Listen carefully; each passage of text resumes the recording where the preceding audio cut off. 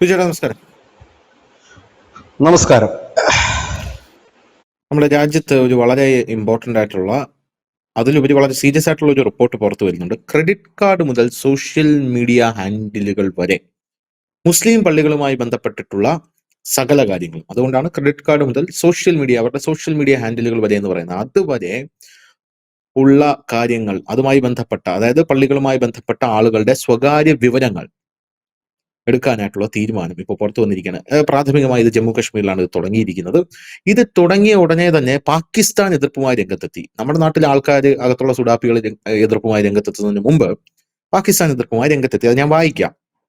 എന്തായാലും ഈ പള്ളികളുമായി ബന്ധപ്പെട്ട ആൾക്കാരെ, ഇമാമുമാരുടെ അടക്കം കേട്ടോ, ഇവരുടെ മൊബൈൽ ഫോണിന്റെ model, IMEI number, voter ID number, social media വിശദാംശങ്ങൾ, ATM കാർഡുകൾ, റേഷൻ കാർഡുകൾ, ക്രെഡിറ്റ് കാർഡുകൾ എന്നിവയുൾപ്പെടെയുള്ളതിന്റെ സൂക്ഷ്മമായിട്ടുള്ള വ്യക്തിഗത വിവരങ്ങളാണ് ഇപ്പോൾ പോലീസ് തേടിയിരിക്കുന്നത്. ഇതിനെ മോസ്റ്റ് പ്രൊഫൈലിംഗ് എന്നാണ് ഇതിന് പേരിട്ടിരിക്കുന്നത്.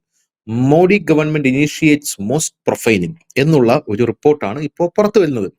ഇതിന്റെ ഭാഗമായിട്ട് നമ്മുടെ ശ്രീനഗർ, ജമ്മു കാശ്മീർ ശ്രീനഗറിലെ താഴ്വരയിലെ പള്ളികളിലെയും മദ്രസകളെയും കുറിച്ചുള്ള വിവരങ്ങൾ ജമ്മു കാശ്മീർ പോലീസ് ശേഖരിക്കാനുള്ള ശ്രമം ആരംഭിച്ചിട്ടുണ്ട്.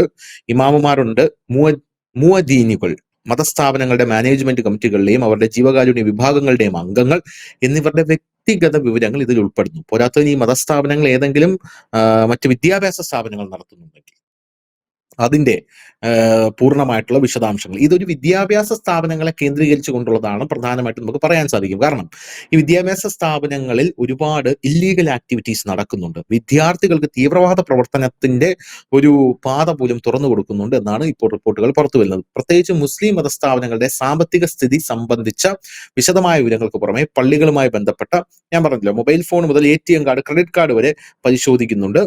എന്തായാലും ഇപ്പൊ പോലീസ് ഒരു ഫോം കൊടുത്തിട്ടുണ്ട്. പള്ളികളെ കുറിച്ചുള്ള വിവരങ്ങൾക്കായി ഒരു പേജും അവയിലെ അംഗങ്ങളുടെ സ്വകാര്യ വിവരങ്ങൾക്കുമായി 3 പേജുമുള്ള ഒരു ഫോം കശ്മീരിലുടനീളം അത് വിതരണം ചെയ്ത് കഴിഞ്ഞു. വിവരങ്ങൾ ശേഖരിക്കുന്നതിനായി ഫോമുകൾ വില്ലേജ് നവദാദർമാർക്ക് ഗ്രാമതല റവന്യൂ വകുപ്പ് ജീവനക്കാർ നൽകിയിട്ടുണ്ട്. ഇതാദ്യമായി പള്ളികളുടെ വിഭാഗീയ ബന്ധത്തെക്കുറിച്ചുള്ള വിവരങ്ങൾ പോലീസ് തേടുന്നു. അവ ബറേൽവി, ഹനവി, ദിയോബന്ദി അല്ലെങ്കിൽ അഹ്ലെ ഹദീസ് ചിന്താധാരകൾ പിന്തുടരുന്നുണ്ടോ എന്നിവയാണ് തേടുന്നത്. പോരാത്തതിന് ഈ പള്ളിയുടെ ഘടനയെക്കുറിച്ചുള്ള വിശദാംശങ്ങൾ ഫോമിൽ ആവശ്യപ്പെടുന്നുണ്ട്.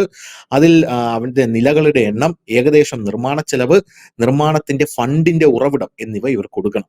പള്ളികളുടെ പ്രതിമാസ ബഡ്ജറ്റ്, ബാങ്ക് അക്കൗണ്ട് വിവരം, അവ എങ്ങനെ കൈകാര്യം ചെയ്യുന്നു, പള്ളികൾ നിർമ്മിക്കുന്ന ഭൂമിയുടെ സ്വഭാവം, പോരാത്തതിന് ഇതിന്റെ സകല വിശദാംശങ്ങളും നൽകുന്നുണ്ട്. പള്ളികളുമായി ബന്ധപ്പെട്ട ആളുകളുടെ കുടുംബാംഗങ്ങളുടെ വിവരങ്ങൾ എന്ന് പറഞ്ഞാൽ ഇനി പറയേണ്ട ആവശ്യമില്ല. ഇത് മാനേജ്മെന്റ് കമ്മിറ്റി അംഗം, ഇമാമ്, മുഅദ്ദീന്, ഖത്തീബുമാര്, ബെൽത്ത് ഇൽമാൽ, അതായത് പള്ളിയുടെ ജീവകാരുണ്യ വിഭാഗം എന്നിവ ഉൾപ്പെടെയുള്ള സകല കാര്യങ്ങളും തൂത്തുപറക്കിയിട്ട് പരിശോധിക്കുകയാണ്. വലിയൊരു നീക്കം എന്ന് പറഞ്ഞാൽ വലിയൊരു നീക്കം. നമ്മുടെ കേരളത്തിലടക്കം എന്തുകൊണ്ട് പ്രതിഷേധം ഉണ്ടാകുന്നില്ല എന്ന് നമ്മൾ ആലോചിക്കുമ്പോൾ, പ്രതിഷേധം ഉണ്ടാക്കുന്നവന്മാരെ കാത്തിരിക്കുകയാണ് കേന്ദ്ര സർക്കാർ. അറിയാലോ, പ്രതിഷേധം ഉണ്ടാക്കിയിട്ട് എങ്കിലേ നമുക്ക് കൃത്യമായിട്ട് ഐഡന്റിഫൈ ചെയ്യാൻ പറ്റൂ ഇതിൽ തൊടുമ്പോൾ എവിടെയൊക്കെ കൊള്ളുന്നു എന്ന്. ആദ്യം കൊണ്ടത് പാകിസ്ഥാനാണ്. പാകിസ്ഥാൻ കഴിഞ്ഞ ദിവസം ഒരു കുറിപ്പ് പുറത്തിറക്കി. പാകിസ്ഥാൻ ഗവൺമെന്റ് ഒഫീഷ്യലി പുറത്തിറക്കിയ കുറിപ്പാണെന്നുള്ളതാണ് നമ്മൾ ഇതിൽ നിന്ന് ആലോചിക്കേണ്ട പ്രധാനപ്പെട്ട കാര്യം കേട്ടോ. ഒഫീഷ്യലി പാകിസ്ഥാൻ കണ്ടംസ്, ഇതെന്തൊരു അനീതിയാണ് എന്ന് പറഞ്ഞുകൊണ്ട് പാകിസ്ഥാൻ ഒഫീഷ്യലായിട്ട് ഇത് തന്നെ പുറത്ത്, പാകിസ്ഥാൻ ഗവൺമെന്റ് ഇത് നടക്കുന്ന കാര്യമല്ല എന്നല്ല. നമ്മുടെ ജമ്മു കാശ്മീരിൽ നമ്മൾ നടത്തുന്നതിന് യുവമാർക്ക് എന്താ ബീച്ചേട്ടാ, എന്താണ് ഇതിന്റെയൊക്കെ പിന്നിൽ നടക്കുന്നത്? കഴിഞ്ഞ കുറച്ച് ദിവസങ്ങൾക്ക് മുമ്പ് ജമ്മു കാശ്മീരിലെ വൈഷ്ണവദേവി മെഡിക്കൽ കോളേജിന്റെ 2025-26 അംഗീകാരം മെഡിക്കൽ കൗൺസിൽ അത് റദ്ദ് ചെയ്തിരുന്നു. അപ്പോൾ ഇവിടെ വലിയ രീതിയിൽ അത് ഒച്ചപ്പാടും ബഹളമൊക്കെ ഉണ്ടാക്കി.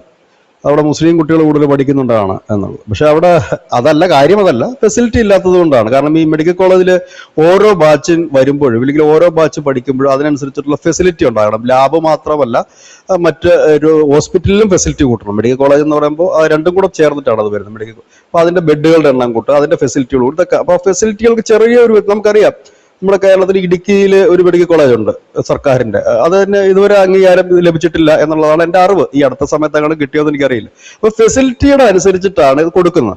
ചിലപ്പം ഒരു ബാച്ചിന് മാത്രം 50 കുട്ടികൾക്ക് മാത്രമായിരിക്കും കൊടുക്കുക, കാരണം അതിനുള്ള ഫെസിലിറ്റി അവിടെ കാണുകയുള്ളായിരിക്കും. പക്ഷെ ഈ മെഡിക്കൽ കോളേജിൽ 50 കുട്ടികളിൽ 42 മുസ്ലിം കുട്ടികളാണ്. 7 ഹിന്ദു കുട്ടികളുണ്ട്, ഒരു സിഖ് കുട്ടികളുണ്ട്. നീറ്റ് പരീക്ഷ കൂടെ വന്നതാണ്. പിന്നെ ജമ്മു കാശ്മീരിന് ഉള്ള കുട്ടികൾക്കുള്ള പ്രിവിലേജ് ഉണ്ട്. അപ്പൊ ഈ കുട്ടികളെ ഇപ്പോൾ തൽക്കാലം 25-26 ബാച്ചിലെ MBBS കുട്ടികളെ മറ്റ് ജമ്മു കാശ്മീരിൽ നിന്നുള്ള മെഡിക്കൽ കോളേജിലേക്ക് മാറ്റിയിരിക്കുന്നു. അപ്പൊ ഇത് എനിക്ക് തോന്നുന്നത് ഇപ്പൊ മുസ്ലിം കുട്ടികൾ ഇപ്പൊ ഇവര് പറഞ്ഞു വരുത്തുന്നത് മുസ്ലിം കുട്ടികൾ കൂടുതൽ പഠിക്കുന്നതുകൊണ്ടാണ്. ശരിയാണ്, പറയുമ്പോൾ 50-42 അവർ തന്നെയാണ്. പക്ഷെ നീറ്റ് വഴി വന്നതാണ് കൂടുതൽ എന്നുള്ളതാണ് മറ്റൊരു സാധനം. ഇനി ജമ്മു കാശ്മീരിൽ ഒരു മെഡിക്കൽ കോളേജ് അല്ല ഉള്ളത്, 11 മെഡിക്കൽ കോളേജ് ഉണ്ട് സർക്കാരിന്റെ. അതിലൊന്ന് എയിംസാ, കേന്ദ്ര സർക്കാരിന്റെ, ഈ 11 എണ്ണത്തില്. അപ്പം ഇത്രയും മെഡിക്കൽ കോളേജ് അവിടെ ഉണ്ട്. അപ്പൊ അവർക്കൊരു പ്രിവിലേജ് കൊടുക്കുന്നുണ്ട് ജമ്മു കാശ്മീരിൽ. കാരണം നീറ്റ് പരീക്ഷ എഴുതുമ്പോൾ നമ്മൾ അതും കൂടെ രേഖപ്പെടുത്തണമല്ലോ, നമുക്ക് നമ്മുടെ ചോയ്സ് എവിടെയാണെന്ന്. അപ്പൊ ഇപ്പോൾ എന്തുകൊണ്ടാണ് ഇങ്ങനെ ഒരു വലിയ വ്യാപകമായ കണക്കെടുപ്പ് എടുക്കുന്നതെന്ന് വെച്ചാൽ, ഇപ്പൊ നമ്മുടെ രാജ്യത്ത് ഇപ്പൊ ഇത് ആദ്യമാണ്. എല്ലാ രാജ്യങ്ങളും ഇത് നിലനിൽക്കുന്ന ഒരു കാര്യമാണ്, എല്ലാ രാജ്യത്തും ഉണ്ട് ഇത്. നമുക്കറിയാം, ഇതിനു മുമ്പ് സ്വിറ്റ്സർലൻഡില്, ന്യൂസിലൻഡില് ഒക്കെ ഇത്തരത്തിൽ ഒരു നീക്കം ഈ അടുത്ത കാലത്താണ് അവിടെ തുടങ്ങുന്നത്. ഇതിന്റെ ഒരു കണക്ക് എടുക്കുന്ന ഇത് വന്നിരിക്കുന്നത്. ഇത് എന്തുകൊണ്ടാണെന്ന് വെച്ചാൽ, ജമ്മു കാശ്മീരിൽ ഇപ്പോഴും ഭീകരവാദം പൂർണ്ണമായി തീർന്നിട്ടില്ല. പകരം ഇപ്പോഴും നമ്മൾ വിദേശികളായിട്ടുള്ള 35-ന് മുകളിലുള്ള ഭീകരന്മാർ ഇപ്പോഴും ജമ്മു കാശ്മീരിൽ ഉണ്ട് എന്നുള്ളതാണ് നമ്മുടെ ഇന്റലിജൻസ് റിപ്പോർട്ട്. ദേശീയ മാധ്യമങ്ങളടക്കം ഈ അടുത്ത സമയത്ത് റിപ്പോർട്ട് നടത്തിയതാണ്. ഭീകരവാദ ശൃംഖലയുമുണ്ട്. കാരണം ഇവരുമായിട്ട് കമ്മ്യൂണിക്കേറ്റ് ചെയ്തിട്ടുണ്ട്, ജനങ്ങളുമായിട്ട്. അപ്പൊ ഈ കമ്മ്യൂണിക്കേറ്റ് ചെയ്യണമെങ്കിൽ നമ്മുടെ രാജ്യത്തിരിക്കുന്ന ജനത്തിന് ഈ ഭീകരന്മാർ, അതിർത്തി കടന്നു വരുന്ന ഭീകരന്മാരുമായി കമ്മ്യൂണിക്കേറ്റ് ചെയ്യാനും ഒളിവിൽ ഇരിക്കണമെങ്കിലും അവർക്ക് അതിന് ഫെസിലിറ്റി ഒരുക്കുന്നവർ ഇവിടെ തന്നെ ഉണ്ടല്ലോ. ഇപ്പൊ പാകിസ്ഥാനിൽ നിന്ന് വന്ന ഒരാൾക്ക് പകൽഗാമിൽ കയറി ഒരാളെ വെടിവെച്ച് കൊല്ലണമെങ്കിൽ അതിന്റെ എല്ലാ അവസരങ്ങളും ഒരുക്കി കൊടുക്കുന്ന ഇന്ത്യക്കാർ തന്നെയാണ്. അതാണ് കുതിരക്കാരെ എല്ലാം കൂടെ എടുത്ത് അകത്തിട്ടിരിക്കുന്നത് ഇപ്പൊ കുറെ എണ്ണം. അപ്പം ഇങ്ങനെയാണ് ഇത് കാര്യം. ദില്ലിയിലെ ഒരു സ്ഫോടനം നടന്നു. അതിന്റെ അന്വേഷണം എത്തി നിന്നത് അൽഫല എന്ന് പറയുന്ന ഹരിയാനയിലെ മെഡിക്കൽ കോളേജിലാണ്. ഇപ്പൊ പുറത്തു വരുന്ന മറ്റൊരു ഞെട്ടിക്കുന്ന വിവരം എന്ന് പറഞ്ഞാൽ, ഈ മെഡിക്കൽ കോളേജിൽ വിദ്യാർത്ഥികൾ പഠിക്കുമ്പോൾ അതിനോടനുബന്ധിച്ച് ഹോസ്പിറ്റൽ ഫെസിലിറ്റിയും ഉണ്ടാകും. ഈ രോഗികളെ കൂടെ പരിശോധിച്ചൊക്കെ തന്നെയാണ് ഈ കുട്ടികൾ പഠിക്കുന്നത്. നമ്മുടെ മെഡിക്കൽ കോളേജിലും അങ്ങനെ തന്നെ ഒരു സീനിയർ ഡോക്ടർമാരും പ്രൊഫസർമാരും എല്ലാം ചേർന്ന് അങ്ങനെയാണ്. അപ്പോൾ ഈ വന്നിരിക്കുന്ന രോഗികളെ, കള്ള രോഗികൾ, അതായത് ഈ വെറുതെ ഈ മെഡിക്കൽ കൗൺസിലിലും മറ്റുമൊക്കെ ഈ രോഗികളുടെ ലിസ്റ്റും മറ്റും കൊടുക്കുന്നത് വ്യാജമാണെന്ന് ഇപ്പോൾ കണ്ടെത്തിയിരിക്കുന്നു. അതായത് വിദ്യാഭ്യാസ സ്ഥാപനങ്ങൾ ഉണ്ടാക്കുക, ആ വിദ്യാഭ്യാസ സ്ഥാപനങ്ങളുടെ മറവിൽ ഇത്തരത്തിലുള്ള മത ഭീകരന്മാരെ വാർത്തെടുക്കുകയാണ് ചെയ്യുന്നത്. ജമ്മു കാശ്മീരിൽ ഇത് പണ്ടേ ചെയ്യേണ്ടതായിരുന്നു. ജമ്മു കാശ്മീർ മാത്രമല്ല, ഇന്ത്യയുടെ പല ഭാഗത്തും, ഹിമാചൽ പ്രദേശ്, വടക്കിഴക്കൻ സംസ്ഥാനങ്ങള്, വെസ്റ്റ് ബംഗാള്, ബീഹാറിൽ ഇപ്പൊ കുറവാണ്, UP, ഇവിടൊക്കെ അനവധി മതപാഠശാലകളുണ്ട്. അതല്ലാതെ തന്നെ ഇത്തരത്തിലുള്ള ഫാർമസ്യൂട്ടിക്കൽ കോളേജ്, അതായത് ഫാർമസിയും മറ്റുമൊക്കെ പഠിപ്പിക്കുന്ന ലാബ് ടെക്നീഷ്യന്മാരുടെ കോഴ്സുകൾ പഠിപ്പിക്കുന്ന ഇവിടൊക്കെ അനവധി ബംഗ്ലാദേശികളായ വിദ്യാർത്ഥികൾ പഠിക്കുന്നുണ്ട്. അത് ലീഗലായിട്ട് വരുന്നവരുമുണ്ട്, ഇല്ലീഗലായിട്ട് ഒരുപാട് പേര് വരും. ആ ഗസ്റ്റ് ലെക്ചർ എന്ന് പറഞ്ഞ് വരുന്ന ഒരുപാട് പേരുണ്ട്. ഇവരാരും തിരിച്ചു പോകാറില്ല, ഇവിടെ തമ്പടിക്കുകയാണ് ചെയ്യുന്നത്. ഈ ഗസ്റ്റ് ലെക്ചർമാരാണ് ഇടയ്ക്കിടയ്ക്കൊക്കെ എവിടെയെങ്കിലുമൊക്കെ പിടിയിലാകുന്ന ബോംബിന്റെ വയറെത്തിച്ചു, ഇല്ലെങ്കിൽ ബോംബുണ്ടാക്കാനുള്ള വെടിമരുന്ന് നിറച്ചു എന്നൊക്കെ പറഞ്ഞ് പൊക്കുമ്പോൾ ഇവന്മാരാണ് അത് വരുന്നത്. ഇവരെ ഇവിടെ താമസിപ്പിച്ചിരിക്കുകയാണ്. ഇത് വളരെ കൂടുതലാണ്. ഒരുപക്ഷെ നമ്മുടെ കേരളത്തിൽ ഇരുന്നുകൊണ്ട് ഈ മസ്ജിദ് എന്നൊക്കെ പറയുമ്പോൾ നമുക്കറിയാവുന്ന നമ്മുടെ ചുറ്റുപാടുള്ള പള്ളികളും നമ്മുടെ ആ ചുറ്റുവട്ടത്തുള്ള മഹല്ല് കമ്മിറ്റിയിലെ ആൾക്കാർ പോകുന്നതൊക്കെ നമുക്കറിയാൻ കഴിയുള്ളൂ. ഇതല്ല സ്ഥിതി. ഈവൻ തമിഴ്നാട്ടിലെ ചില മസ്ജിദുകൾ പോലും ഇതല്ല സ്ഥിതി. നമ്മൾ നോർത്ത് ഇന്ത്യയിലേക്ക് പോയി കഴിഞ്ഞാൽ ഈ മസ്ജിദ് എന്ന് പറയുന്ന സ്ഥലത്ത്, നമ്മുടെ ഇവിടെ എന്ന് പറഞ്ഞു കഴിഞ്ഞാൽ നമ്മുടെ ആ ഒരു പള്ളി അല്ലെങ്കിൽ ഒരു മസ്ജിദ്, അതിന് ചുറ്റുപാടുമുള്ള മഹൽ എന്നാണല്ലോ ഇതിന്റെ ആ ഘടകത്തിന് ഇവർ പറയുന്നത്. ആ ഒരു മഹലിൽ ഇതിൽ പെടുന്ന വിഭാഗം അത്രയും ആളുകളാണ് അവിടെ പോകുന്നത്. അടുത്ത ഒരു മസ്ജിദ് എന്ന് പറയുമ്പോൾ അത്രയും പേരാണ് അവിടെ പോകുന്നത്. പക്ഷെ ഇവിടെ അങ്ങനെയല്ല, ആര് വരുന്നു പോകുന്നു എന്നുള്ളതല്ല. ഇവിടെ തമ്പടിച്ച് താമസിക്കാൻ മദ്രസയുണ്ട്, ഇതിനൊപ്പം തന്നെ മറ്റ് വിദ്യാഭ്യാസ സ്ഥാപനങ്ങളുണ്ട്, ഇങ്ങനെയൊക്കെ ഉണ്ട്. കാരണം നമ്മുടെ ഇവിടെ ഇപ്പോൾ ഒരു വിദേശ വിദ്യാർത്ഥി പഠിക്കാൻ വരുന്നതിനകത്ത് പ്രത്യേകിച്ച് തടസ്സമൊന്നുമില്ല. ഇവിടെ വിദ്യാർത്ഥികൾ ഇഷ്ടംപോലെ പഠിക്കാൻ വരുന്നു. നമ്മൾ ബാംഗ്ലൂരൊക്കെ ചെന്ന് കഴിഞ്ഞാൽ ആഫ്രിക്കൻ രാജ്യങ്ങളിൽ നിന്നും യൂറോപ്യൻ രാജ്യങ്ങളിൽ നിന്നും ഒക്കെ വിദ്യാർത്ഥികൾ പഠിക്കുന്നത്. എന്തിനു പറയുന്നത്, നമ്മുടെ അമൃതാനന്ദമയുടെ മറ്റേ ഈ എറണാകുളത്തുള്ള വിദേശ വിദ്യാർത്ഥികൾ പഠിക്കുന്നില്ലേ അവിടെ റിസർച്ച് സെന്ററിലൊക്കെ പഠിക്കുന്നുണ്ട്. അത് പഠിക്കുന്നുണ്ട്, തടസ്സമൊന്നുമില്ല. പക്ഷെ അതിനൊരു പ്രൊസീജിയർ ഉണ്ട്, ഒരു ലീഗലി ഒരു പ്രൊസീജിയർ ഉണ്ട്. അവർ ഈ വിദ്യാഭ്യാസത്തിനുള്ള വിസയ്ക്ക് അപ്ലൈ ചെയ്യുക, അത് നമ്മൾ അനുവദിക്കുക, അവർക്കുള്ള ഡ്യൂറേഷൻ, ഇതെല്ലാം ഉണ്ട് അതിനകത്ത്. ഇതൊന്നുമില്ലാതെ ഒരുപാടെണ്ണമുണ്ട്. അപ്പൊ ജമ്മു കാശ്മീരിൽ ഇനി പള്ളികളുടെ മസ്ജിദിന്റെ ഒരു കാര്യത്തിലേക്ക് വരാം. ഈ മസ്ജിദുകളെല്ലാം കൊട്ടാര സദൃശ്യമായ മസ്ജിദുകൾ ഏതാണ്ട് 2-3 വർഷം മുമ്പ് നമ്മുടെ ഉത്തർപ്രദേശിന്റെ നേപ്പാളിന്റെ ബോർഡറിൽ അനവധി മസ്ജിദുകൾ ഉയർന്നു വരികയാണ്. യോഗി സർക്കാർ ഇതിനെക്കുറിച്ച് അന്വേഷണം ആരംഭിച്ചു. കാരണം അവിടെ ജനവാസമില്ലാത്ത ഏരിയകളിലാണ് ഈ മസ്ജിദുകൾ വരുന്നത്. പെട്ടെന്ന് തന്നെ ഇങ്ങോട്ടൊക്കെ മാറി ജനങ്ങൾ പെട്ടെന്ന് കൂടുകയും ചെയ്യുന്നു. പെറ്റുവരിക എന്നുള്ളതല്ല പറയുന്നത്, കൂടുന്നു. നമ്മൾ ഈ പുരാണങ്ങളിലും ഇല്ലെങ്കിൽ അനിമേഷൻ സിനിമയിലൊക്കെ കാണുന്നതിനൊക്കെ പെട്ടെന്ന് തന്നെ ജനങ്ങൾ ഇങ്ങനെ പ്രത്യക്ഷപ്പെടുന്നു, ഒരു ഏരിയ സൃഷ്ടിക്കുന്നു, അവിടെ ഒരു വലിയ മസ്ജിദ് വരുന്നു. ഇതിനെക്കുറിച്ച് അന്വേഷണം ആരംഭിക്കുകയും ഈ മസ്ജിദുകളിലുള്ളവരെ തപ്പിച്ചെന്നപ്പോൾ ഇവരെല്ലാം അനധികൃതമായി കുടിയേറുകയും വലിയ ഫണ്ടിങ് പാകിസ്ഥാനിൽ നിന്നും മറ്റും അടക്കം വന്നിട്ട് ഇത്തരം പള്ളികൾ സ്ഥാപിക്കും. ഈ വന്നിരിക്കുന്നവരൊക്കെ റോഹിംഗ്യകളും പുറത്തുനിന്നുള്ള മുസ്ലിംസുമാണ്, തദ്ദേശീയരല്ല. അപ്പം അവിടുത്തെ മുസ്ലിം നേതാക്കൾ, അതായത് യു പിയിലെ മുസ്ലിം നേതാക്കൾ പറയും ഞങ്ങൾ തന്നെ ഈ മദ്രസയും ഒപ്പം തന്നെ ഈ മസ്ജിദും ഒക്കെ നടത്തിക്കൊണ്ടുപോകാൻ പെടാപ്പാട് പെടുകയാണ്. ഇവനൊക്കെ ഇത്ര പെട്ടെന്ന് പള്ളി പണിയാനൊക്കെ എവിടുന്നാണ് ഈ പണം വരുന്നതെന്ന് അറിയില്ല. അപ്പൊ സർക്കാർ നോക്കുമ്പോൾ ഒരു കുട്ടി ജനിച്ച് വളരുന്നതിന് ഒരു സമയമുണ്ട്, അല്ലെ? ഒരു കുഞ്ഞ് ജനിച്ച് വളരുന്നതിന് നമ്മുടെ ദൈവങ്ങൾക്ക് പോലും സമയമുണ്ട്. കൃഷ്ണനൊക്കെ ജനിച്ച ഉടനെ വളർന്നില്ല, പതുക്കെ ഘട്ടം ഘട്ടമായിട്ടാണ് വളർന്നത്. പുരാണത്തിലെ കഥയാണ് ഞാൻ പറയുന്നത്. പക്ഷെ ഇവിടെ അങ്ങനെയല്ല. പെട്ടെന്നൊരു സുപ്രഭാതത്തില് ഒരു വലിയ ജനക്കൂട്ടം, പ്രായപൂർത്തിയായ ഒരു വലിയ ജനക്കൂട്ടം അവിടെ സൃഷ്ടിക്കപ്പെടുകയാണ് ചെയ്തത്. അവസാനം എല്ലാവരും അടിച്ചോടിച്ചു, പള്ളിയെല്ലാം പൊളിച്ചു കളഞ്ഞു, ദൂരെ കളഞ്ഞു. അതിന് അവിടുത്തെ മുസ്ലിം സംഘടനകളും മൗലവിമാരും അനുകൂലമായിരുന്നു. അപ്പൊ ഇങ്ങനെയുള്ള സെർച്ചിങ്ങിന് അവർ അനുകൂലമാണ്. ആസാമിൽ ഇതിനുള്ള റെയ്ഡുകളും മറ്റുമൊക്കെ ഹിമന്ത ബിശ്വ ശർമ്മ തുടങ്ങി. എന്നിട്ട് അദ്ദേഹം പറഞ്ഞു, നിങ്ങളിവിടെ മതപ്രഭാഷണമൊക്കെ നടത്താൻ വരുന്നവനോ ഇല്ലെങ്കിൽ പള്ളിയിൽ ആരെങ്കിലും വരുന്നവനോ ഞങ്ങൾക്ക് എതിർപ്പൊന്നുമില്ല, സർക്കാരിന് എതിർപ്പില്ല. പക്ഷേ വരുന്നവൻ്റെതായ രീതി വരണം. നിങ്ങൾ ആദ്യം അടുത്തുള്ള പോലീസ് സ്റ്റേഷനിൽ വിവരം അറിയിക്കണം. നിങ്ങൾ ഒരു ജാമ്യമായി അവിടെ നിൽക്കണം, നിങ്ങളുടെ ഐഡന്റി കാർഡ് കൊടുത്ത്. നിങ്ങൾ പെർമിഷൻ കൊടുത്തിട്ട് വേണം കൊണ്ടുപോകാൻ. 3 ദിവസത്തിൽ കൂടുതൽ തങ്ങരുത്, തിരിച്ചു വിടുകയും വേണം. അപ്പൊ ഇത് കൊടുക്കണമെന്ന് ഇപ്പൊ ആർക്കും പറഞ്ഞല്ലോ അവിടെ. അത് ക്രിസ്ത്യൻസും വരുമായിരുന്നു കേട്ടോ, ക്രിസ്ത്യൻസും രണ്ടും ഈ മതപരിവർത്തനം അല്ലെങ്കിൽ രണ്ടും അങ്ങനെയാണല്ലോ. അപ്പം ഇത് വരുന്നു. മറ്റവര് പിന്നെ ഭീകരവാദത്തിലേക്കില്ല, വിത്തുപാകലേ ഉള്ളൂ. മറ്റേത് ഭീകരവാദം നടത്താനാണ് വരുന്നത്. അപ്പൊ വന്നിട്ട് ഞാനീ പറഞ്ഞത് ക്രിസ്ത്യൻസ് എന്ന് പറയുമ്പോൾ ടോട്ടലി ഉള്ളതല്ല ഞാനീ പറഞ്ഞത്, ഈ നവസഭകളുടെ ആളുകളുടെ കാര്യമായി പറയാം.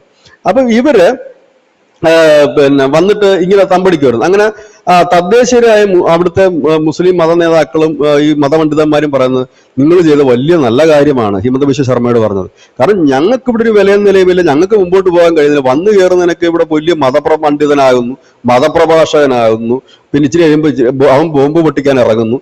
ഇതാണ് ഇവിടെ നടക്കുന്നത്. ഞങ്ങൾക്ക് ഇതിനെക്കുറിച്ചൊരു പിടുത്തമില്ല, ഞങ്ങളായിട്ടൊന്നും ഇവർ ആലോചിക്കാറില്ല, ഞങ്ങളെ കാണാറ് പോലുമില്ല.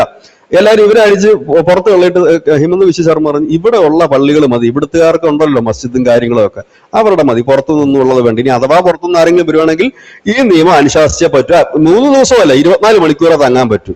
ഇവിടെ വന്നു കഴിഞ്ഞാൽ ഉടനെ തന്നെ, അത് വരുന്നതിന് മുമ്പ് തന്നെ ഈ ഏത് മസ്ജിദ് കമ്മിറ്റിയാണോ കൊണ്ടിരുന്നത് അവര് ഡിസ്ട്രിക്ട് പോലീസ് ഓഫീസറെ അറിയിക്കണം. ഒപ്പം തന്നെ ഇദ്ദേഹം വന്നു കഴിഞ്ഞാൽ ഉടനെ തൊട്ടടുത്തുള്ള ലോക്കൽ പോലീസിൽ ഇത് അറിയിക്കുകയും വേണം, ഇത് ആരാ എന്താ എങ്ങനെയാണെന്നൊക്കെ ഉള്ളത് അറിയിച്ച് പെർമിഷൻ വാങ്ങിയതിന് ശേഷം നടത്താം, കുഴപ്പമില്ല, അങ്ങനെ വരുന്നതുകൊണ്ട് തെറ്റൊന്നുമില്ല എന്ന് പറഞ്ഞു. മുമ്പ് നമ്മുടെ രാജ്യത്ത് അങ്ങനെ അല്ലായിരുന്നു, ആർക്കും കയറി ഒന്ന് അഴിഞ്ഞാട്ടം നടത്താമായിരുന്നു. ഇപ്പൊ അത് പറ്റില്ല.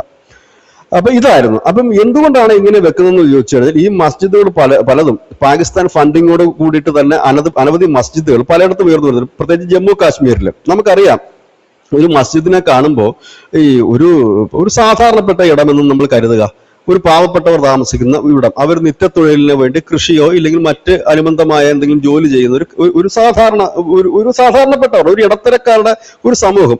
ആ സമൂഹത്തിൽ കൊട്ടാര സദൃശ്യമായ ഒരു മസ്ജിദ് എങ്ങനെയാണ് ഉയരുന്നത്? കോടികളുടെ മുതൽ മുടക്കിൽ എങ്ങനെ ഉയരും? സ്വാഭാവികം. കാരണം നമ്മൾ ഇതിന് പിരിവെടുക്കുന്നുണ്ടെങ്കിൽ തന്നെ ഈ പിരിവിനൊരു വലിയ വിഭാഗം വരണ്ടേ? ഇപ്പൊ നമ്മൾ പറയും ഇന്ത്യയിലെ വലിയ മുസ്ലിം ബിസിനസ്സുകാർ ആണ് ഈ ഫണ്ട് കൊടുക്കുന്നത്. അവരെത്ര പള്ളി പണിയാനുള്ള ഫണ്ട് കൊടുക്കും?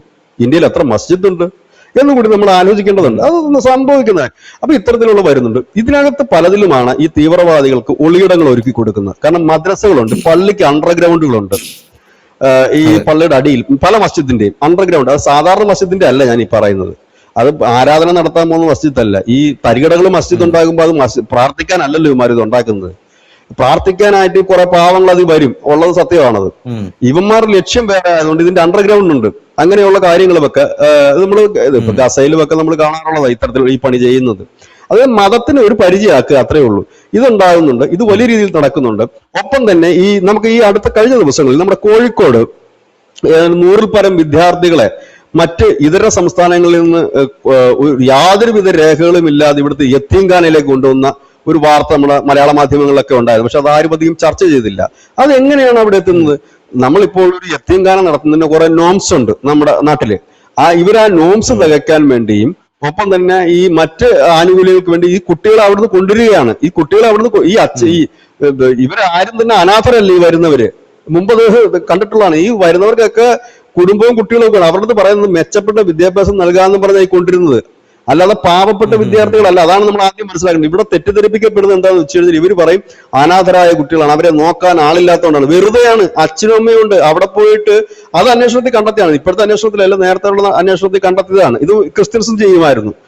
ഇത്തരം ഉള്ള സ്ഥലങ്ങളിൽ അതിന് നോംസ് തികക്കുക 50 പേരാണ്. അത് പിന്നെ കേന്ദ്ര സർക്കാരിന്റെ ഒക്കെ ഫണ്ട് കിട്ടും ഒരു വിദ്യാർത്ഥിക്ക് ഇത്ര ഇതെന്ന് പറഞ്ഞിട്ടൊക്കെ ഉള്ളു. അപ്പം ഇത് ശരിക്കും പറഞ്ഞാൽ അച്ഛനും അമ്മയൊക്കെ ഉള്ള സനാതന ഉള്ളവരെയാണ് അനാഥരെന്ന് പറഞ്ഞ് ഇവിടെ കൊണ്ടിരുന്നത്. അതാണ് ഇതിനകത്ത് ഒരു സംഭവം. അത് അവരുടെ ബിസിനസ് ടെക്നിക്കാണ്. അങ്ങനെ വന്ന ഒരു പിന്നെ കൂട്ടം വിദ്യാർത്ഥികളൊക്കെ കുട്ടികളൊക്കെ അവർ തിരിച്ചയക്കുന്നുണ്ട്. അപ്പൊ ഇതിന്റെ ഒരു വ്യാപകമായ കണക്കെടുക്കുന്നത് ഇങ്ങനെയാണ്. നമ്മൾ ഈ അൽഫല കോളേജ് നമ്മൾ കണ്ടു എന്താണ് അവിടെ നടന്നതെന്നുള്ളത്. ആ മെഡിക്കൽ കോളേജിന്റെ മറവിൽ ഇല്ലെങ്കിൽ, ആ മെഡിക്കൽ കോളേജ് മാത്രമായിരുന്നില്ല, അവിടെ ഈ ലാബ് ടെക്നീഷ്യൻ കോഴ്സ് അടക്കമുള്ള പിന്നെ ഫാർമസിസ്റ്റുകളുടെ പഠിപ്പിക്കുന്ന ആ കോഴ്സ് അടക്കമുള്ള കോഴ്സുകളൊക്കെ ഉണ്ടായിരുന്നു. അവിടെ പഠിച്ച ബഹുഭൂരിപക്ഷം പേരും ഇതാണ്. പിന്നെ ഇതെല്ലാം നടക്കുന്നത് ദിയോബന്ദിന്റെ കീഴിൽ അനവധി വിദ്യാഭ്യാസ സ്ഥാപനങ്ങളാണ്. ദിയോബന്താണെന്ന് ഇന്ത്യയിലെ നല്ല ഏഷ്യയിലെ തന്നെ ഏറ്റവും കൂടുതൽ മത പഠന കേന്ദ്രം എന്നുള്ളത്. നമ്മുടെ IUP-യിലെ ദിയോബന്ദിലാണ് നമ്മുടെ ഇവിടെ അഫ്ഗാനിസ്ഥാന്റെ ഒരു മന്ത്രി ഇവിടെ വന്നിരുന്നല്ലോ, ആരായിരുന്നു പേര് മറന്നുപോയി ഞാൻ. ഈ അടുത്ത് മുത്താക്കി പോയത് ദിയോബന്ദിലായിരുന്നു. അപ്പോ ദിയോബന്താണ് ഈ വിവിധ രാജ്യങ്ങളിൽ നിന്നൊക്കെ വന്നിട്ട് ഇവിടെ പഠിക്കുകയും മറ്റുമൊക്കെ ചെയ്യുന്ന ഒരിടം. അപ്പൊ ദിയോബന്ദിന് അനവധി ഇൻസ്റ്റിറ്റ്യൂഷൻസ് ഉണ്ട്, മദ്രസകളുണ്ട്, മതപഠനശാലകളുണ്ട്. അപ്പൊ ഇവിടെയൊക്കെ ആരാണ് എന്താണെന്നുള്ളത് വേണം. കാരണം കൃത്യമായ കണക്കുകൾ വേണം. ഈ അൽഫലയിൽ പിടികൂടിയപ്പെട്ടവരാരായിരുന്നു കൂടുതലും പേര്? ജമ്മു കാശ്മീരിൽ നിന്ന് വന്നിട്ടുള്ള അധ്യാപകരായിരുന്നു കൂടുതൽ അതിനകത്തുണ്ടായിരുന്നത്.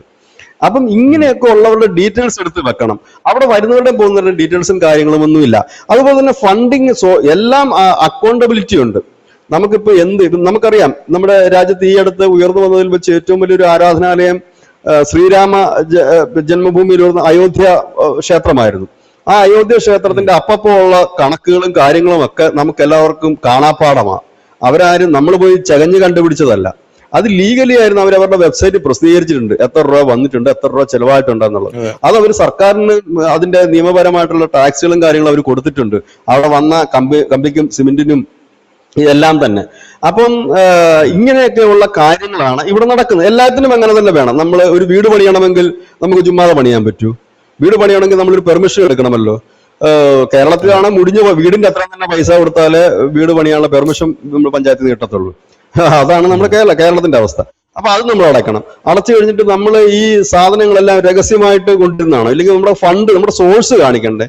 നാളെ ഇപ്പൊ എന്റെ വീട്ടില്, ധനുഷിന്റെ വീട്ടില് ഇൻകം ടാക്സ് വല്ല റെയ്ഡ് കയറി കഴിഞ്ഞാല് അവര് ചോദിക്കും നിങ്ങളുടെ സോഴ്സ് എവിടെ നിൽക്കുമ്പോൾ സോഴ്സ് കാണിക്കാൻ വേണ്ടേ? അപ്പം സ്വാഭാവികമായിട്ടും വരുന്നതാണ് ഇത് ഇങ്ങനെയൊക്കെ ഉള്ളത്. അപ്പൊ കാശ്മീരിൽ ഇപ്പോഴും ഭീകരവാദത്തിന്റെ വേരുകൾ ഉണ്ടാകുന്നതിന് കാരണം പ്രാദേശികമായിട്ട് അവർക്ക് വലിയ സഹായം കിട്ടുന്നുണ്ട്. ആ സഹായത്തിന്റെ ഒരു വലിയ പങ്കും നടത്തുന്നത് ഇത്തരത്തിലുള്ള വിദ്യാഭ്യാസ സ്ഥാപനങ്ങൾ. ഇതിനെ വിദ്യാഭ്യാസ സ്ഥാപനങ്ങൾ എന്നല്ല പറയേണ്ടത്, ആഭാസ കേന്ദ്രങ്ങൾ എന്നാണ് ഇതിനെ പറയേണ്ടത്. ഇതിങ്ങനെ അനവധി ആഭാസ കേന്ദ്രങ്ങൾ ഈ രാജ്യത്ത് നടക്കുന്നുണ്ട്. ആഭാസ കേന്ദ്രങ്ങൾ പണ്ട് ഇത് മെഡിക്കൽ കോളേജിന്റെ രീതിയിൽ, ഇതിപ്പം ഞാനിപ്പോ ഒരു സമുദായത്തെ മാത്രം കുറ്റപ്പെടുത്തുന്നതല്ല, ഇത് ഹിന്ദുക്കൾ നടത്തുന്ന അനവധി മെഡിക്കൽ കോളേജ് ഉണ്ടായിരുന്നു ഓരോ ഷെഡിലും മറ്റുമൊക്കെ കർണാടകത്തിൽ പണ്ട്. അവിടെ പഠിക്കുന്ന പിള്ളേരുടെ ഭാവി എന്താ ആകുമായിരുന്നു? ഇത് ഞാൻ വേറൊരു വശമാണ് പറയുന്നത്, ഭീകരവാദത്തിന്റെ വശമല്ല പറയുന്നത്, നോർമലി വശമാണ്. ഇവിടുന്ന് നമ്മുടെ കുട്ടികൾ ഒരുപാട് പേര് നഴ്സിംഗ് പഠിക്കാനും BBS പഠിക്കാനും ഒക്കെ ബാംഗ്ലൂരിൽ പോകുന്നുണ്ട്. മുമ്പ് പോയിക്കൊണ്ടിരുന്ന വെച്ചാൽ യാതൊരുവിധ എന്താണ് പറയുന്നത് ഓതറൈസ്ഡ് അല്ല. എവിടെങ്കിലുമൊക്കെ കയറ്റി വെച്ച് പഠിപ്പിച്ചിട്ട് ഈ പിള്ളേർക്ക് സർട്ടിഫിക്കറ്റ് കൊടുക്കുകയും എത്ര കുട്ടികൾ ആത്മഹത്യ ചെയ്തിട്ടുണ്ട്. അവിടെ നിന്നൊക്കെ പഠിച്ചിറങ്ങുന്ന എത്ര കുട്ടികൾക്ക് ജോലി കിട്ടിയിട്ടുണ്ട്. ഇവരൊക്കെ പഠിക്കുന്നത് അമേരിക്കയിലും ജർമ്മനിയിലും പോകാൻ വേണ്ടിയിട്ടാണല്ലോ. അവിടെയൊക്കെ എത്ര പേർക്ക് സർട്ടിഫിക്കറ്റിന് വാല്യൂ ഉണ്ട് എന്നുള്ളതൊക്കെ നമ്മൾ ആലോചിക്കേണ്ടതായിട്ടുണ്ട്. ഇപ്പൊ അത്തരം വിദ്യാഭ്യാസ സ്ഥാപനങ്ങൾ ഇല്ല. ഒരുപാട് വിദ്യാഭ്യാസ സ്ഥാപനങ്ങൾ പൂട്ടി. ഇതിങ്ങനെ സ്ട്രിക്റ്റായി വന്നപ്പോൾ തമിഴ്നാട്ടിൽ പോലും എഞ്ചിനീയറിംഗ് കോളേജ് വിൽക്കാനുണ്ട്. ഇപ്പൊ എന്താ SNDP NSS കോളേജ്, പിന്നെ NSS ഒന്നും എഞ്ചിനീയറിംഗ് കോളേജ് വേണ്ട, ആർക്കും വേണ്ട. എഞ്ചിനീയറിംഗ് കോളേജ് വേണ്ട, മെഡിക്കൽ കോളേജ് വേണ്ട, ഒന്നും വേണ്ട. ലാഭമില്ല. കാരണം ഈ മീറ്റിംഗ് കഴിഞ്ഞിട്ട് ബാക്കി 15% മാത്രമേ ഉള്ളൂ മാനേജ്മെന്റിന് കിട്ടുന്നത്. അതുകൊണ്ട് മുതലാകത്തില്ല നടത്തിക്കൊണ്ട് പോകാൻ. അപ്പൊ ഇതിന്റെ അർത്ഥം എന്തായിരുന്നു? മുമ്പ് ഇവർ കിടന്ന് ആക്രാന്തം പിടിച്ചത് എന്തിനായിരുന്നു? ഞങ്ങൾക്ക് ഇത് വേണമെന്നും പറഞ്ഞിട്ട് കൊള്ള ലാഭം ഉണ്ടായിരുന്നു. ഇപ്പൊ ഇവർക്ക് നടത്തിക്കൊണ്ട് പോകാൻ പറ്റുന്നില്ല. തമിഴ്നാട് കോളേജ് എഞ്ചിനീയറിംഗ് കോളേജ് വിൽക്കാനിട്ടിട്ടുണ്ട്. ഒരുപാട് എഞ്ചിനീയറിംഗ് കോളേജ് വേണം, നമുക്ക് കിട്ടും. പൈസ കൂടുതലുള്ളവൻ എഞ്ചിനീയറിംഗ് കോളേജ്, എനിക്കൊരു കോളേജ് വേണം എന്നൊരു ആഗ്രഹമുണ്ട്, എനിക്കൊരു കോളേജ് നടത്താം. പിള്ളേർ വേണ്ട പഠിക്കാൻ. ഇപ്പൊ കുട്ടികളൊക്കെ ഇപ്പൊ കുറച്ചുകൂടെ ചിന്തിച്ചും മറ്റുമൊക്കെയാണ് ഇപ്പൊ പോകുന്നത്. പക്ഷെ ഇങ്ങനത്തെ ഒരു കണക്കെടുപ്പ് രാജ്യവ്യാപകമായി, പക്ഷെ ഇത് കേരളത്തിനെ പോലുള്ള ഒരു സംസ്ഥാനത്തൊന്നും ഇത് എഫക്ട് ചെയ്യില്ല. കാരണം ഇവിടെ ഇവിടെ ഏകദേശം കാര്യങ്ങളൊക്കെ സുതാര്യമായിട്ട് തന്നെയാണ് മുമ്പോട്ട് പോകുന്നത്. കാരണം ഈ പള്ളിയുടെ കണക്കുകളായാലും അതിപ്പോ പള്ളി കമ്മിറ്റിക്കാരൊക്കെ തന്നെ പരസ്യമായിട്ട് പറയുന്ന കാര്യങ്ങളും കണക്കുകളും അവിടെ ആരൊക്കെ പൈസ കൊടുത്തു ഉള്ള കാര്യമൊക്കെ വ്യക്തമാണ്. ഇതെന്ന് വെച്ചാൽ ദുരൂഹ സാഹചര്യത്തിൽ ഇങ്ങനെ ഒരുപാട് വരികയും ഇതിന്റെ മറവിൽ അതിപ്പോ ഒരു മസ്ജിദിൽ നമുക്ക് പോലീസിന് എപ്പോഴും കയറി റെയ്ഡ് നടത്താൻ പറ്റുന്ന ഒരു ഇടമല്ലത്. മിക്കവാറും ജമ്മു കാശ്മീരിനെ സംബന്ധിച്ച് നോക്കുകയാണെങ്കിൽ എല്ലാ ദിവസവും വെള്ളിയാഴ്ച പള്ളി പിരിഞ്ഞതിന് ശേഷമാണ് പട്ടാളത്തിന് നേരെ കല്ലേറുണ്ടായിക്കൊണ്ടിരിക്കുന്നത്. പള്ളി പിരിഞ്ഞതിന് ശേഷമാണ് റോഡ് ബ്ലോക്ക് ചെയ്യപ്പെടുന്നത്. ഈ നമ്മുടെ UP നോക്കിക്കഴിഞ്ഞാൽ എല്ലാം പള്ളിയുടെ വെള്ളിയാഴ്ചത്തെ നിസ്കാരം കഴിഞ്ഞാണ്. പത്രക്കാർ പോലും ഇപ്പൊ അങ്ങനെ എഴുതുന്നത്.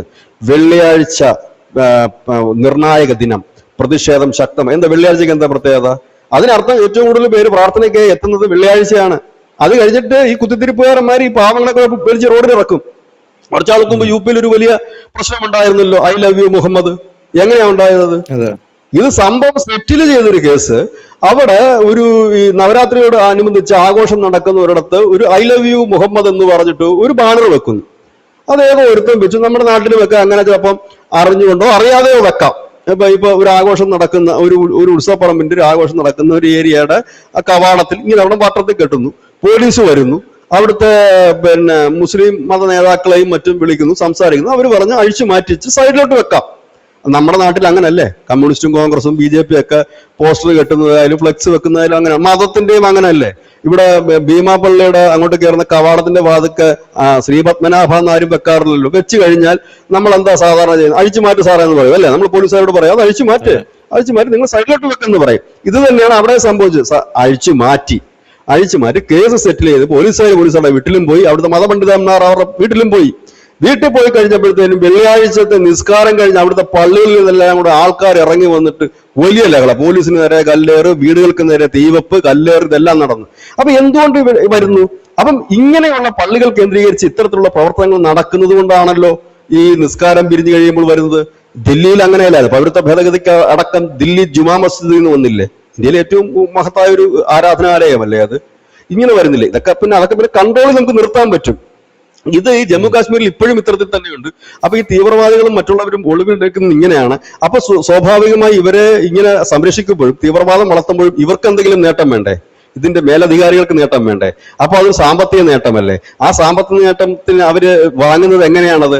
പള്ളിയുടെ പേരിൽ വാങ്ങും ഫണ്ട്, മദ്രസ നടത്തിപ്പിന് വേണ്ടി ഫണ്ട് വാങ്ങും. നേരിട്ട് വാങ്ങുമ്പോഴല്ലേ കുഴപ്പം. എല്ലാം ഭക്തിയുടെ പേരിലായി കഴിഞ്ഞാൽ കുഴപ്പമില്ലല്ലോ. ദൈവത്തിന് കൊടുക്കാനല്ലേ ഇവര് പൈസ കൊടുക്കുന്നത്. ആ പൈസ ഹാഫീസ് എന്താ ചെയ്യുന്നത്? ഗസയിൽ 300 പള്ളി പണിയാൻ പിരിവെടുക്കുക. എന്നിട്ട് പുള്ളി ചെയ്യുന്ന പണി എന്താണ്? വെടിയുണ്ടയും തോക്കും വാങ്ങുക ഇന്ത്യക്കെതിരെ യുദ്ധം ചെയ്യാനായിട്ട്. ഇതാണ് ഞാൻ പറഞ്ഞത്. എല്ലാം ദൈവത്തിന്റെ മറവിലുള്ള ഇതാണ്. പക്ഷെ ഇത് വളരെ നല്ല കാര്യമാണ്. പക്ഷെ ഇത് പ്രതിഷേധം ഉയരും എന്നുള്ള കാര്യത്തിൽ തർക്കമൊന്നുമില്ല. പ്രത്യേകിച്ച് ഇപ്പോഴത്തെ ഒരു സാഹചര്യത്തിൽ വെസ്റ്റ് ബംഗാളിൽ ഇത് മമതാ ബാനർജി വലിയ പ്രതിഷേധമാക്കി ഉയർത്താനുള്ള വലിയ സാധ്യതകൾ നിലനിൽക്കുന്നുണ്ട്. ഇലക്ഷൻ കാലം കൂടെയാണ്. വലിയ നീക്കം, ഒരു മാസ് മൂവ്മെന്റ് എന്ന് തന്നെ പറയേണ്ടി വരും. ഇത് പല രാജ്യങ്ങളും ഇപ്പൊ നടപ്പാക്കി കഴിഞ്ഞിരിക്കുന്ന ഒരു കാര്യമാണ്. ഇത് അനിവാര്യമായ ഒരു കാര്യമാണ്. കാരണം ഇല്ലീഗലായിട്ട് ഒരുപാട് വരുന്നു. ഇതെനിക്ക് തോന്നുന്നത് ഇവിടം കൊണ്ട് തീർക്കരുത്. ഇങ്ങനെ ഇല്ലീഗലായിട്ടുള്ള എല്ലാ ആരാധനാലയങ്ങളും, അതിപ്പോ ഹിന്ദുവിന്റെ ഉണ്ടെങ്കിൽ ഹിന്ദുവിന്റെയും അങ്ങനെയൊക്കെ ഇല്ലീഗലായിട്ടുള്ള കേന്ദ്രങ്ങൾ ഉണ്ടെങ്കിൽ ഇതുപോലെയുള്ള കൃത്യമായ ഒരു കണക്കെടുപ്പും കാര്യങ്ങളും മുമ്പോട്ട് പോകുന്നത് നന്നായിരിക്കും എന്ന് തന്നെയാണ് നമുക്ക് ഇതിനെക്കുറിച്ച് പറയാനുള്ളത്. അതിനകത്തൊരു നെഗറ്റിവിറ്റി എനിക്ക് തോന്നുന്നില്ല.